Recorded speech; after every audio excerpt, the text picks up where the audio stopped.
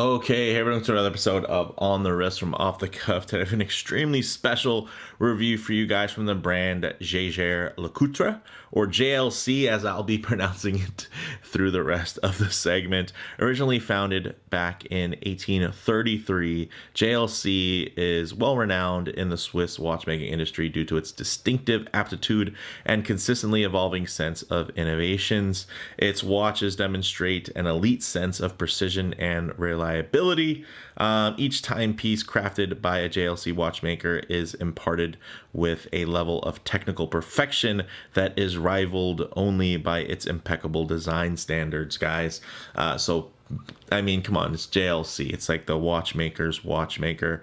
Of course, they're well known for models like the Reverso, of course, quite iconic. But this is a dive watch. Some key common characteristics and design, which you're looking for a diver. Of course, you're going to want water resistance, simply some type of screw down crown. You're going to want something that's tough, legible with a dive time bezel, and a diver's extension is always nice if on bracelets.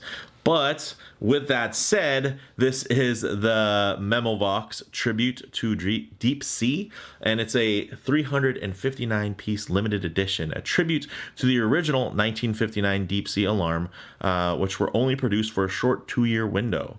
And this is the US dial variation, which is going to be more rare for this reissue, that limited edition. It's only 359 pieces versus when you go back to the vintage model, the full JLC dial was actually the more rare. But when it comes to the modern reissues, now it's flipped. So I think that's kind of fun.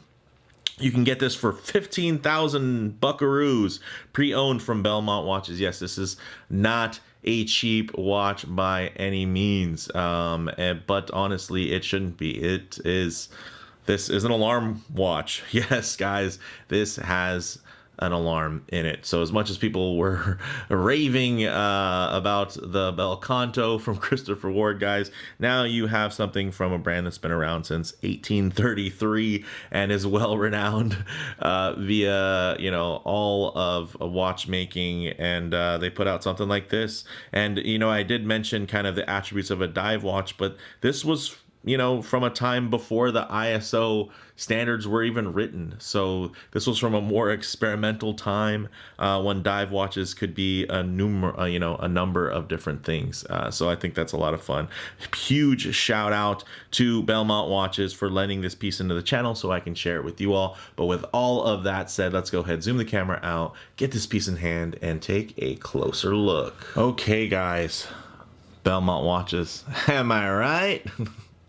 Anyways, check this thing out. Gorgeous. My goodness. And honestly, you might even notice some of these attributes have been recreated in various micro brands, because this is actually although a classic and well-known reference within very small circles, this is actually not as, of course, mainstream as something like a Rolex Submariner, or even a Blancpain 50 Fathoms, which have now become very mainstream thanks to the Swatch Group. So this is actually a very, very interesting, super original, just gorgeous aesthetic here, guys. This design layout is fantastic. Now, in terms of the dimensions, 40 millimeters in diameter, right? That's actually the case, but then the bezel is 40.5 millimeters. So those of you that are really down to the precise measurements, I think you'll be very happy with this piece. 13.8 millimeters thick in terms of the height, and a 49.2 millimeter lug to lug. But man, is that gorgeous. Look at that mid case. My goodness, that is gorgeous, with the beautiful sandwich, with of course, the case back, and that outstanding bezel and that beautiful crystal. Now, speaking of the crystal, it is a plexiglass high dome, so you can buff this piece out, but it's going to be ultimately clear, no milkiness that you would associate with something, let's say, like a sapphire, right? But at the same time, again, this is really a special, very low volume piece, so it's not for everyone. This is not something that I think everyone's going to be excited about saving up 15 grand for. This is a very deliberate, very specific piece to have in your collection, and I'm just happy to share it with you guys so some of you can just kind of learn a little bit more, just kind of like me, while I'm on this journey through horology as your honest, average, everyday bro. So the case back is really nicely done. Let's give it a quick little wipe here, because it is a high polished case back that has been worn. So you can see here, check that out. Really beautifully done. Of course, limited edition. You guys see that nice little diver there with his spear. Very, very cool. 10 bar, limited series. This thing is just gorgeous. Now, one thing I should mention is inside there's the JLC caliber 956 alarm. It has a 45-hour power reserve, beats at 4 hertz or 28,800 vibrations per hour in terms of its beat rate. Now, the bezel is very unique. It's actually a fixed bezel with a 12-hour scale on it, and it has these loomed triangles, which is very, very cool. Something else you're going to notice is that triangle on the dial there, and that is actually controlled in terms of, hey, you wind it here, and then you pull it out and you can set your alarm. So very cool. It can only go in one direction, but let's say I set the alarm there, right? And now this other crown, which is also push-pull, these are both push-pull crowns. Now this lower crown closer to the 4 o'clock, what I'll do is I'll pull this out and it's going to get there.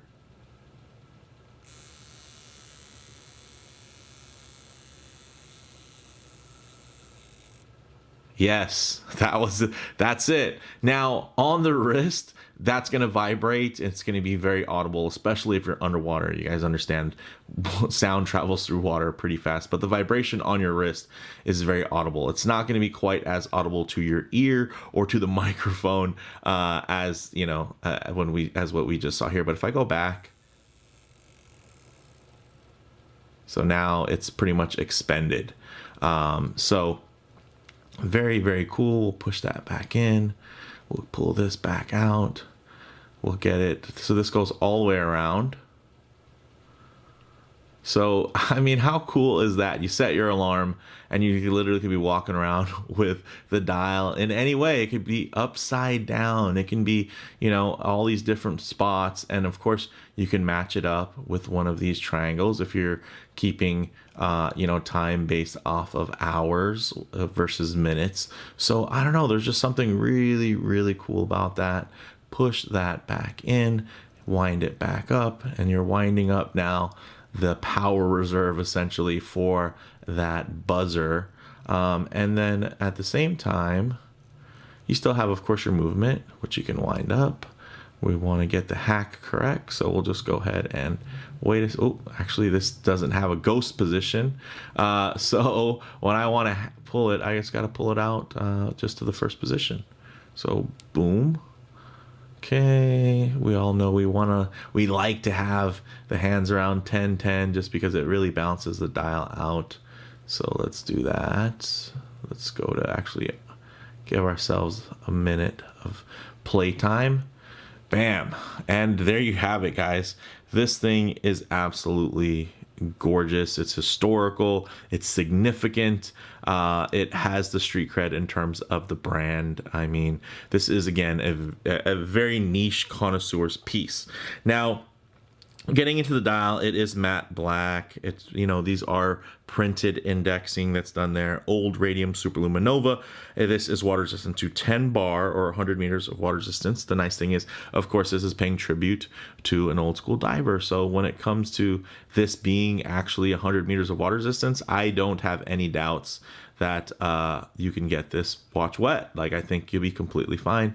And if this was my watch, that probably one of the first things I would do would be wet it and wipe it down, you know, so you don't see all of the smudging, which I'm gonna just make a quick attempt to take some of that off. It is a kind of a warmer day here under these hot studio lights in my office space. So But the nice thing here is, guys, because of the style, because of that aesthetic, it's fine to get that wabi-sabi going. I don't mind the nicks and the, signs of wear. Again, it just helps the watch tell a really amazing story. So with that said, let's actually, normally I would take and put this on the wrist off camera, but hey, why don't we just save some time and actually just kind of lay it across here. You guys can see this is a worn strap. This strap is actually tropic style, but it's leather. Oh, that's a little high on the wrist, so let me lower it and then tighten it. So very nice. You guys can see the nice weave pattern there, but it's actually leather. And it has a leather backing. Then it has this kind of embossed outer. Of course, I think personally, of course, from a collectible standpoint, great to have that original strap. I would probably put this on a tropic strap pretty immediately. Check that out. Ooh, that is of course, if I get a little too close to the camera lens, you're gonna get some perspective distortion, so I'll keep my wrist nice and low. Hey, sorry, Belmont, we'll get back to you. And we'll just tighten up the frame here so you guys can get a nice detailed look while still keeping a truer aspect ratio to see how this might sit on your own wrist. I do have a larger 7.5-inch wrist, but it is quite round, as you can see. So it's not like I have this big flat wrist that just accommodates to all sizes. Oh, a little out of focus there. Here we go. Very nice. Okay. So you can see that sits beautifully. I mean, I'm normally not one for that patina custardy loom, but something about this color combination, it just does it for me. It just speaks to me. You do have, of course, those silvery elements within that minute track. And it's just really well balanced. I love the font, the script, that American, or I should say USA dial, which is just the LC. Forgot the J. But yeah, so this is actually a more limited run in terms of the reissue, but if you were to go and look at the vintage models, this one would be slightly more abundant, and the other model actually looks pretty cool. I do prefer this one just because I feel like it just gives off some of those more experimental and kind of I guess just original vibes in terms of the layout. It's just quite iconic looking and just beautifully done, quite classy. So with that said, let's actually get it off the wrist, set up for some loom shots, low light transition, and closing thoughts. Okay, hey, I told you Belmont would be back. All right, let's go ahead and hit the lights here. Wow, check it out. Just gorgeous. This wasn't charged up. It's not like I'm bringing this outdoors. This is just for a review. So I'll just give it a little black light there so you guys can get a little bit more of a maximized view of it. Very, very handsome, guys. That triangle, of course, on the dial is loomed in terms of the alarm, so you can set that and reference that, which I think is very, very cool. One thing I always like to work in, of course, is a bit of low light transition, because you're not always going to be out in the middle of a field enjoying direct sunlight. A lot of times you're going to find yourself coming in and out of buildings, walking underneath overhangs, or just hanging out underneath the shade of a tree. So it is nice to see what these colors, textures, and finishes render like in less than optimal lighting. So it may even include a bit of harsh lighting, which could expose any types of production defects. But all you're going to notice here, of course, is a little bit of wabi-sabi from general wear. But man, this thing is gorgeous. And hey, check out the Belmont logo. Love these guys, honestly. I've had watches serviced, I've traded in watches, I've purchased watches through them, and honestly, I can't recommend them enough. They're very well known within kind of the San Diego circles if you've been to any of the Chrono Group meetings there through Instagram. But my goodness, I'm really excited again. I'm trying to actually hurry up and record this because you never know when this thing will sell. So really happy to share it with you all. Now, actually, if I can just find the lights. Okay. Now, closing thoughts on the wrist. Classic proportions, fit almost any situation. that really beautifully timeless design aesthetic just goes a long way. In terms of model variants, again, this is also available in a full JLC signed dial, which does have quite a different aesthetic to it, although overall looks the same. The dial is again, it's quite different. It's pretty much all blacked out and uses various triangles instead of the kind of stick index with the contrasting minute track there on the outside. So those are limited to 959 units, and they do look a little bit more plain, I think, by comparison, similar to something that you would see maybe within an old school Seamaster 300. So, and that's really thanks to that variable triangle indexing. Now, in terms of comparable models, while dual crown divers are still less popular than the standard single crown layout, the retro compressor style divers have really made a comeback over the past few years. And then this JLC managed to kind of subvert the trend, and instead of offering you what you might expect in a compressor style, you get something truly unique with its alarm capabilities. Alarmingly good. See what I did there? So guys, bottom line, this is one of the ultimate's gentleman's divers and a true connoisseur's choice. It's a purchase, where it's something that is just very deliberate. And one that's backed by a passion and appreciation for this historical brand and model. Not something you're just going to shop around and say, hey, I've got the budget, let me just throw it at this. I don't think anybody's going to do that. And if you do, hey, you're going to stumble onto something pretty amazing.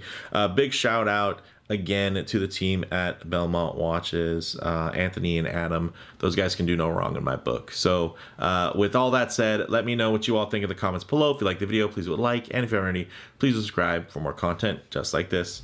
Thanks, guys.